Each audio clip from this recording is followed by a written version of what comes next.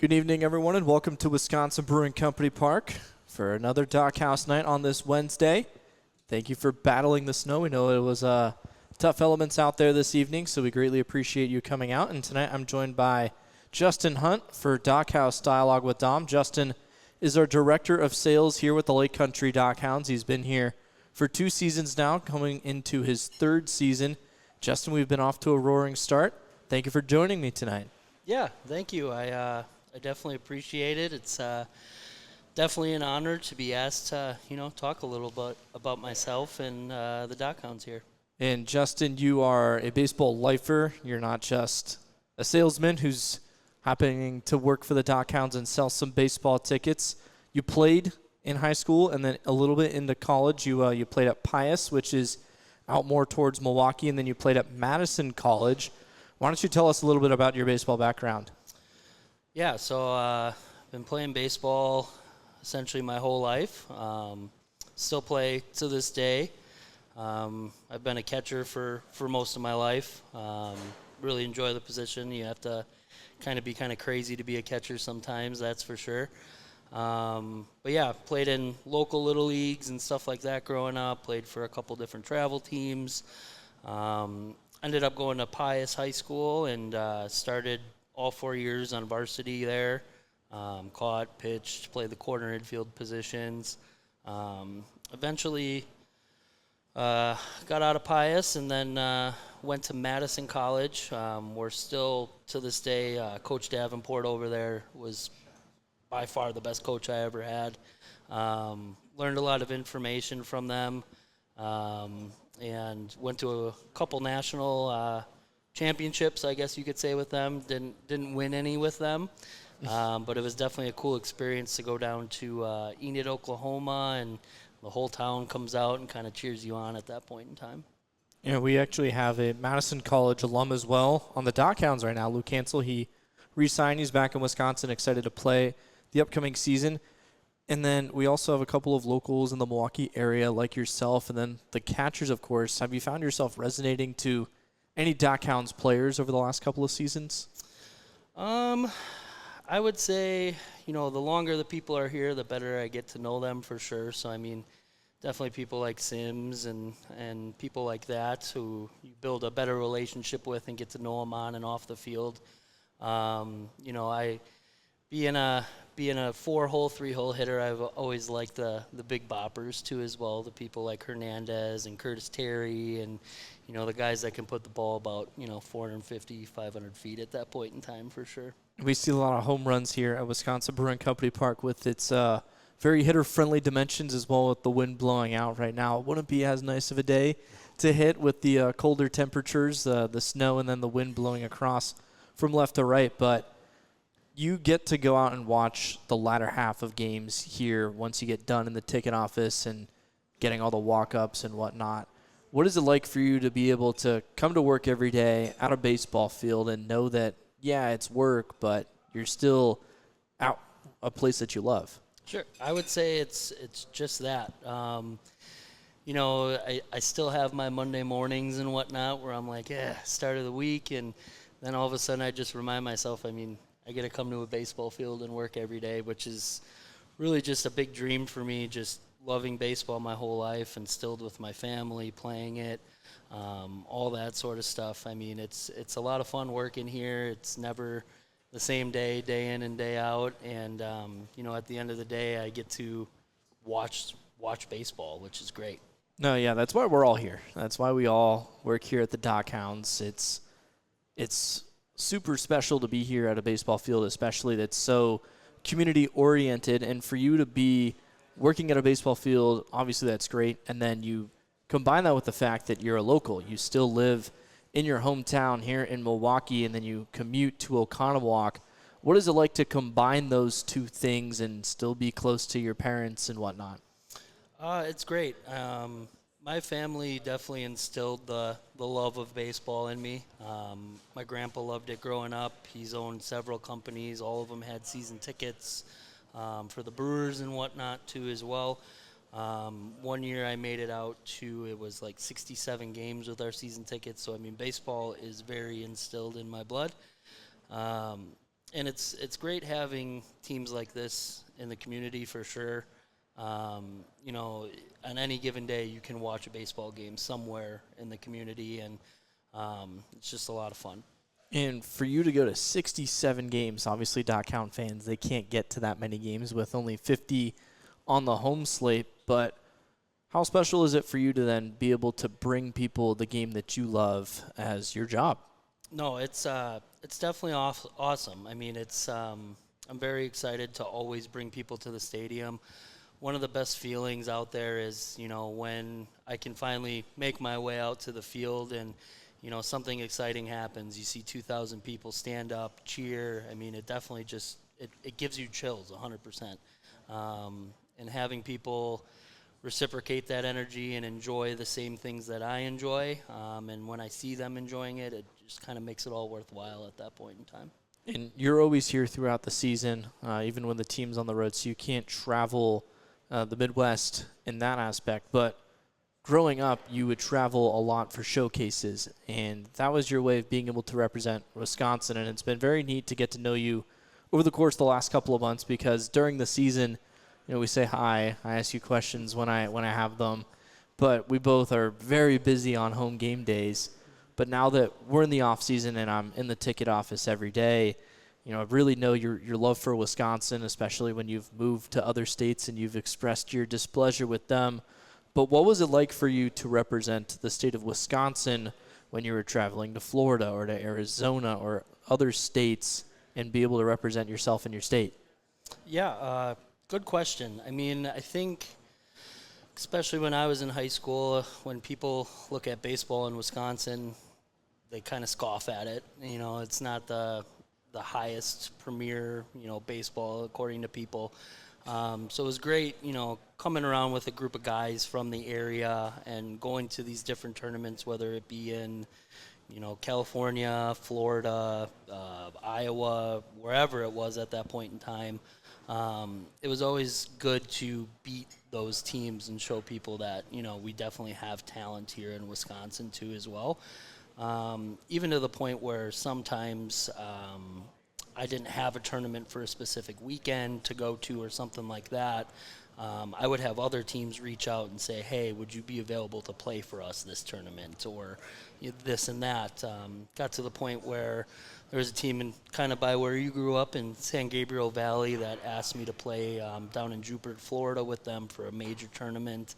On that team as well were two major leaguers, eventual major leaguers on that team, and Aaron Hicks and Anthony Ghosts were both on that team as well. Those were two legit major leaguers. Yes. They hung around for a long time, especially Aaron Hicks. I believe he's still making his ways. He signed that big contract with the Angels, because where else would you sign a big contract with in your mid-30s other than the Angels? But, it's those experiences that kind of carve out your love for baseball. But was there a favorite experience that you ever had, either yourself or just being with the team growing up? I would say, I mean, that Jupiter tournament that we went to with that team from California, that was definitely a crazy experience. You go down there, there's 100-plus teams down there. You're playing on a minor league complex where there's like 14 fields going on all at the same time. And it got to the point where there was so much talent in this tournament that scouts were just driving from field to field in golf carts, and it was just a crazy experience at that point in time for sure.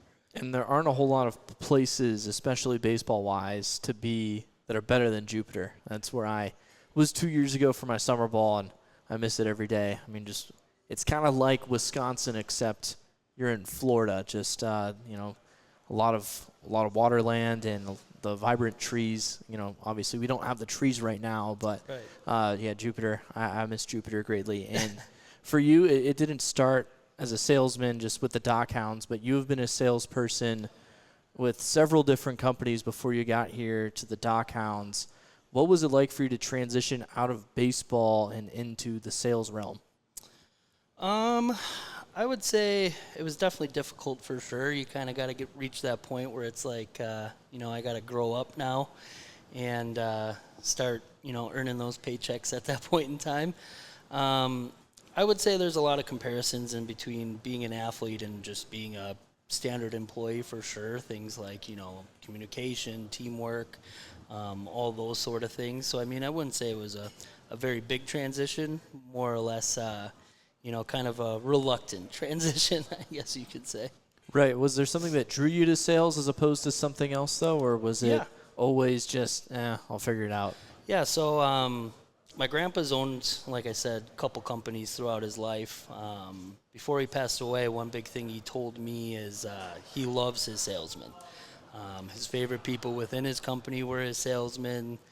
They're the people he liked to hang out with the most, but at the end of the day, they were the ones that brought the money in, so that's essentially why they were his favorite at that point in time. So I saw the love he had for his staff, especially the sales staff, and then that definitely, gave me more insight and more motivation to be a salesman, I guess you could say. And then now you've worked your way to being a salesman in something that you're really passionate about.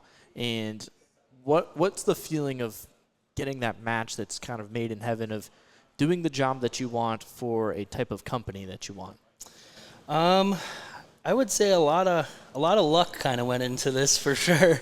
It happened to be a very good time for me. The company I used to work for kind of transitioned into a different direction, and they shut down all their brick and mortar locations and just went all digital. So looked for a different opportunity, I guess you could say. Actually, one of the people I knew from my previous job knew one of our owners, got me in contact with Sonny Bando, one of our owners, and sent him an email, talked to him, and, I think I just showed a lot of excitement about, being a part of a baseball team 100%. If you sell something, that's great, but you got to sell something you're passionate for. Right, because if you aren't selling it, then why should someone buy it? And we had a great conversation with Sonny. All these DockHaus Dialogue episodes, they're on YouTube, our DockHounds page. If you can't make it out on Wednesday nights to the DockHaus in Wisconsin Brewing Company Park, talking with Justin Hunt tonight.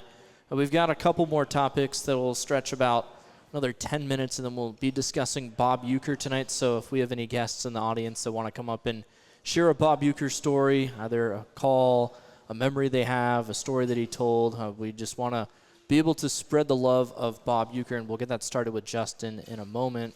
Bob Uecker has some pretty special baseball cards, and I know that's something that you and I have really bonded over the course of the last month. I brought in my brand new Jackson Churio 1989 Throwback Topps Chrome card, which you said you believe you have, but what got you into baseball cards and collecting them, especially catchers?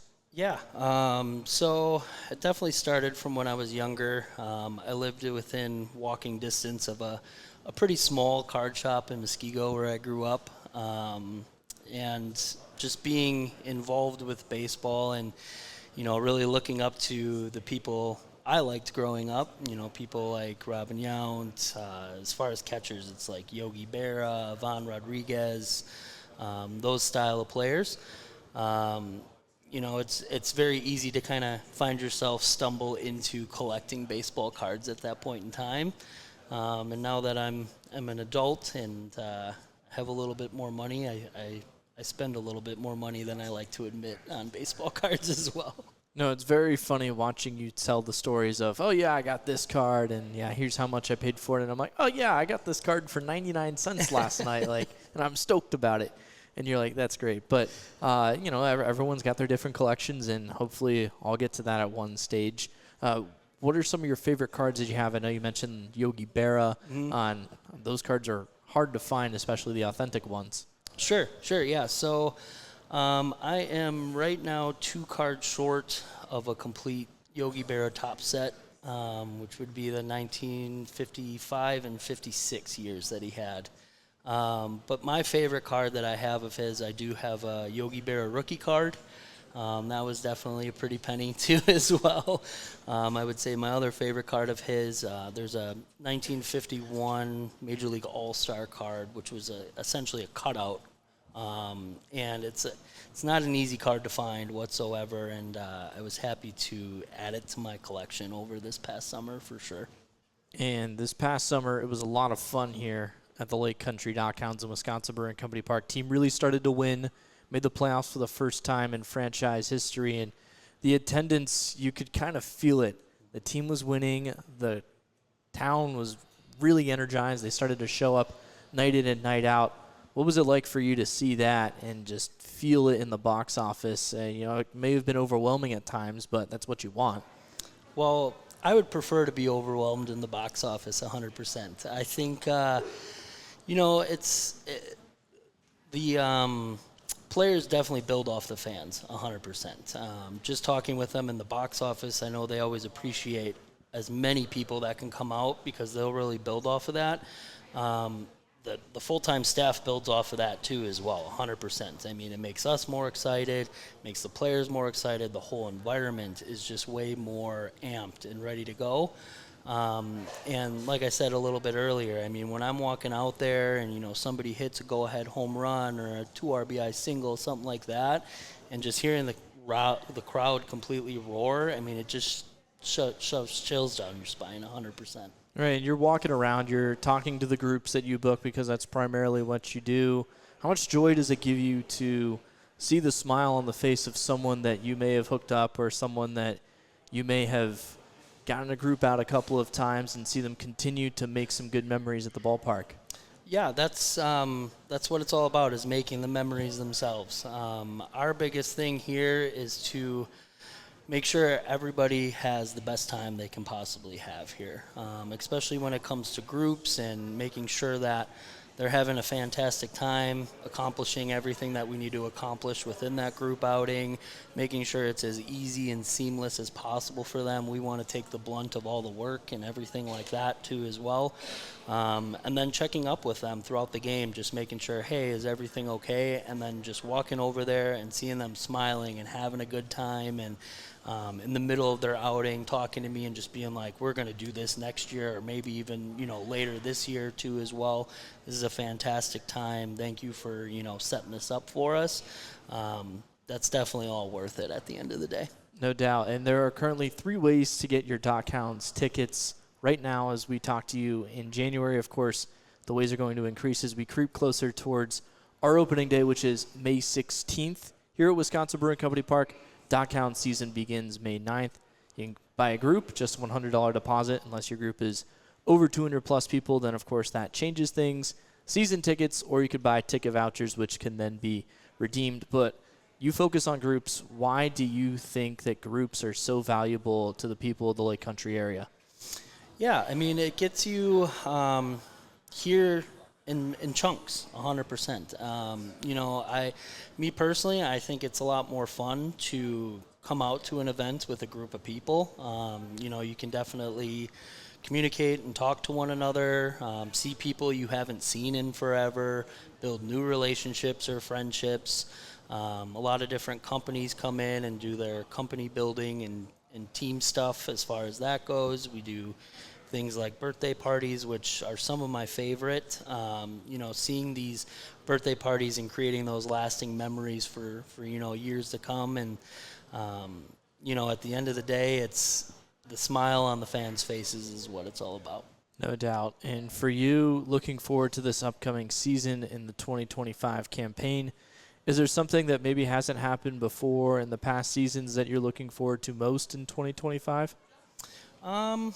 I would say as far as like a team standpoint, I want to win a first playoff game, Yes. 100%. If it comes to like group related or ticket related things, we definitely have some internal goals that we want to hit and whatnot too as well. Since I've been here, we pretty much hit every goal close to it. So I want to continue that and continue building and continue growing. And so we bring in enough stuff and things for people to do, so it's never the same moment when you're here, I guess you could say. Well, you mentioned there's no same day here at Wisconsin Brewing Company Park in the office, and there's no same DockHounds game, especially with the way that the wind shifts every day and with the way that the rosters are shaping every single day. We know that Tom's been hard at work with Jack and Huck, making sure that the roster is going to be its best and an ability to compete for a championship. You, of course, got to make the Miles Wolf Cup playoffs again and then win the first playoff game, which the team, they ran into the buzzsaw that was the Kane County Cougars last year, who only allowed 9 runs in 7 games, going 7-0, but they have high expectations, and I think it's a little easier for you to sell that, hey, this team made the playoffs last year. They're going to do this again. Yeah. We have all the confidence that they're going to do it again, 100%. I know with what we got in the works, the guys we've signed, now we're really excited about the team we're going to put on the field for this year, 100%. And yeah, like I said, I mean, the more fans that come out, the more, excitement there is. They'll build off of it. So, I mean, we jam this stadium every single day. I promise you that'll swing its way into more wins than you think at that point in time. I really hope that they can win those 2 Education Day games in the first week of the season that I've been working on. And I know that all the players, they really enjoy playing in front of the kids who bring a lot of energy, oftentimes more energy than the adults who are there to socialize the kids. They're really excited that they're not at school, but they're still getting a learning experience. And thank you for being a good a mentor in my first sales job. There's been a lot of learning curves, but you've been there every step of the way, so I appreciate that. Yeah, not a problem. We are definitely happy to have you a part of the team, 100%. You definitely bring good energy to the building. You're dedicated. You do a very good job. And I know as far as the front office staff and the box office staff, it's definitely enjoyable to have you a part of the team and not just part of, the broadcast team. It's, you're here full time now and getting to know you better and talk to you and everything like that. It's definitely been very enjoyable. Well, thank you. I'm no longer just here on home game days. Then lastly, let's conclude it with Bob Uecker, because as we mentioned, you are a Brewers fan, and I could hear the very strong disappointment in your emotions and in your words that day on Thursday last week when he passed away. What was the feeling? What was going through you, the Brewers fan, the baseball fan, just obsessive Justin? What was it like when you found out that Bob Uecker passed away? I think, your heart just drops immediately. It's, everybody in Wisconsin knows who he is. He's a part of each and everybody's lives who essentially attended a Brewers game or didn't. Everybody knew who he was, 100%. And, it's definitely very sad losing him. My favorite thing every single year is turning on opening day on the radio, hearing that, voice that I've heard my entire life. So it's definitely going to be interesting to see, kind of how that works this year and all those things. But I think, like we were discussing earlier today, he's on probably or definitely on the Mount Rushmore of broadcasting. And it's not just, Wisconsin who's feeling the pain. I think nationally, and you can see from all the social media posts and everything like that on how big of an impact that guy made throughout the country. And do you have a favorite Bob Uecker memory? So I have one. I would say credit to my grandma on this one for sure. With our season tickets, they would give us a suite for a game every single year. And one year, Bob Uecker happened to just kind of stumble into our suite at that point in time. But very, very down-to-earth guy, very, very nice guy. He spent, probably about 5 minutes talking to us, which I thought was crazy.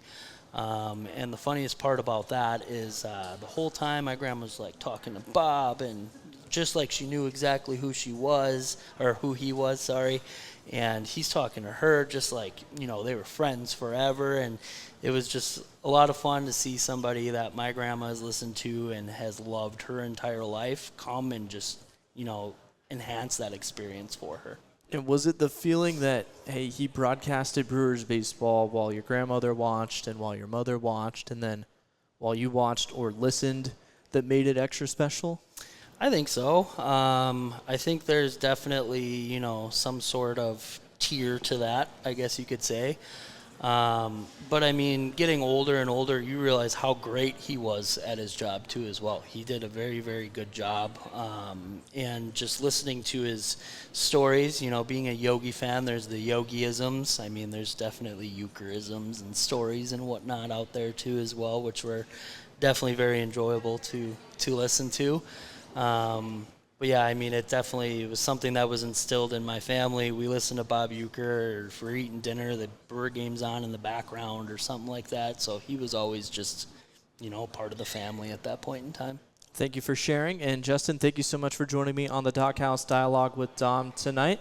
You did an excellent job, and you do a great job with the DockHounds and making sure this place is as packed as possible. Yeah, I appreciate it. Thanks for having me on. Like I said, it's definitely an honor for people want to hear my perspective and see who I am and everything like that. If you come to a DockHounds game and you see me, stop, say hello. More than happy to talk about anything DockHounds related with you. And it probably is, if you've come to a DockHounds game, you've had to work with Justin at some point, unless if you were solely a season ticket holder and then you've probably just gone through Tristan, or maybe you were here before Justin got here. So thanks again for joining me. And then now I'll share a little bit about Bob Uecker. And then how it's going to work is if anyone wants to come up here and tell their favorite Bob Uecker memory, favorite Bob Uecker call, favorite Bob Uecker story, Justin's headset is going to be available. You can go ahead and share. We'll keep it short and sweet because we do have a little bit of a time crunch before bingo with Skipper Dave tonight. But what was really neat for me as a play-by-play broadcaster, and I'm not from here. I'm from San Diego. I'm from California. But Bob Uecker is on the Mount Rushmore of baseball broadcasters. He was so damn good at what he did, and he brought so much energy. His cadence and his storytelling was pretty much unmatched. Obviously, the storytelling of Vince Scully is a lot of what gets highlighted amongst baseball play-by-play broadcasters, but what Bob Uecker did for the Milwaukee Brewers, but also just for baseball, he was Mr. Baseball, and then also going into Major League and playing Harry Doyle and being that funny, iconic, drunk broadcaster. He really transcended baseball, and it's a shame the Brewers didn't win more than what they did while he was their play-by-play broadcaster, only getting to call one World Series for them. But every baseball fan knows, or I should say almost all baseball fans. I don't want to out someone who was in the ticket office today who didn't know who Bob Uecker was, which was absolutely jarring when that person came in and asked me who Bob Uecker was.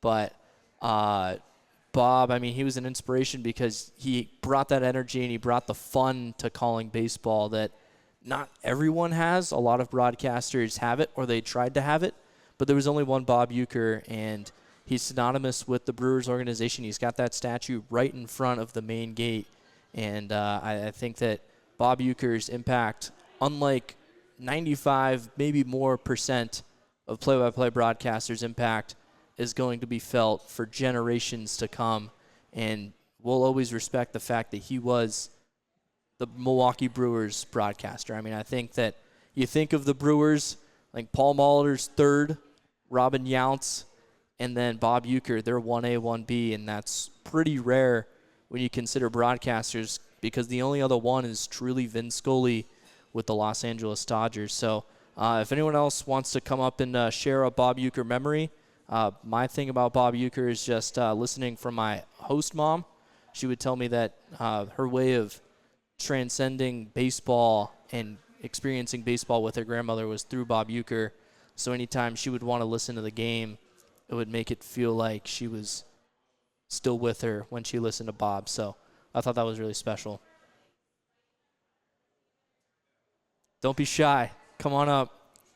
Just saw Justin put on the headset and discuss Bob Uecker. Looks like Skipper Dave wants to come up. And thanks again, Justin. Yeah, no problem.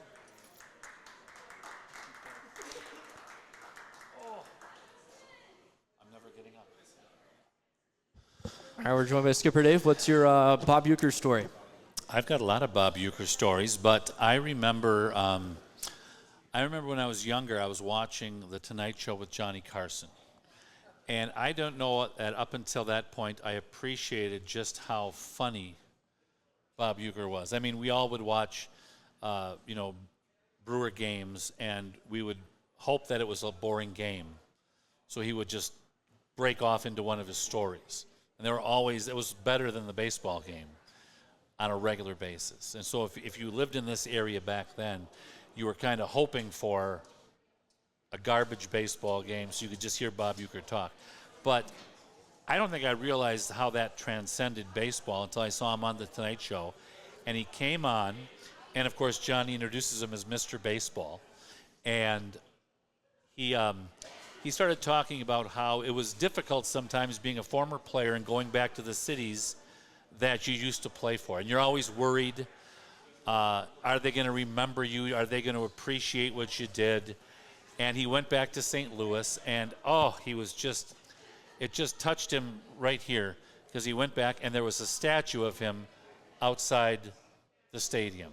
He's like, I can't tell you the warmth I felt.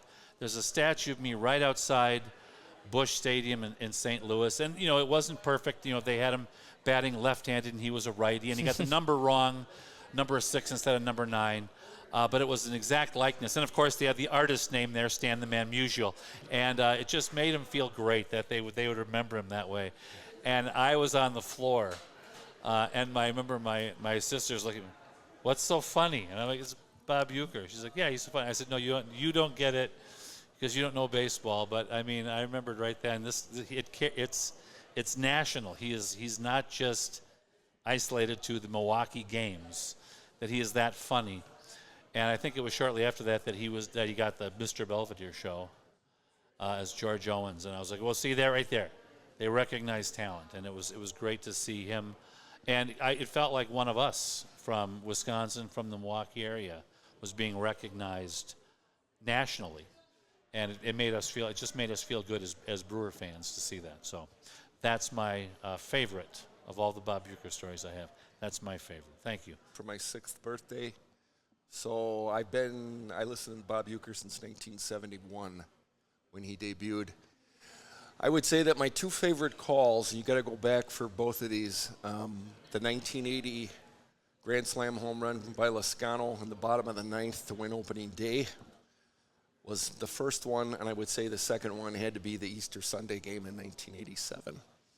I will tell you that when I hear both of those calls, the hair on the back of my neck stands up to this day. And those calls have been around, obviously, for a long time. There's been other ones. Young's 3,000th hit when the Brewers went to the playoffs in 2008 for the first time in, 26 years. When they won the ALDS in 2011. There's too many to call. Plus, we all hear the stories about his humanitarianism in the area. And just listening to him, I never met the man, but just listening to him, he had that voice. And, despite the fact that he didn't do a lot of games last year, and now we know why, we'll miss hearing that voice this year. But that's what YouTube is for, to go back and to listen to those moments. And, that can never be replaced. So, and he's a Milwaukee guy, so that makes it even more special. But, yeah, it's cool stuff, no doubt about it. We'll miss him. Ray, what has it been like for you to be able to go back and listen to some of those broadcasts or some of those highlights from the olden days? Well, the thing about those old ones from 80 and 87 is he had the power of youth, whereas the last few years he hasn't had that. Yeah. And you can just hear the voice, and the emotion that he puts into the broadcast. Plus, he's rooting for us. So that's something that, was even more, cooler in that sense, that the fact that, that he was kind of like a Milwaukee spokesman, kind of, sort of. And we knew he was slowing down, but, we'll still miss hearing that voice. Well, thank you so much for coming up here and sharing that story and sharing some of your favorite calls. Greatly appreciate that. And do we have any last takers to share Bob Uecker memory, Bob Uecker call, Bob Uecker story that he shared before we wrap up this episode of DockHaus Dialogue with Dom? All right, it looks like that'll be it. Thank you so much to everyone who braved the weather and came out to Wisconsin Brewing Company Park tonight. We'll be back next Wednesday at 5:45 for another show. We've got a couple of guests that are lining up in the near future. Paul Wagner, who I know is a very highly requested guest, he will be in March. He's busy on Wednesdays for the foreseeable future. But thanks again to everyone who came out tonight, and bingo will be starting in a couple of minutes.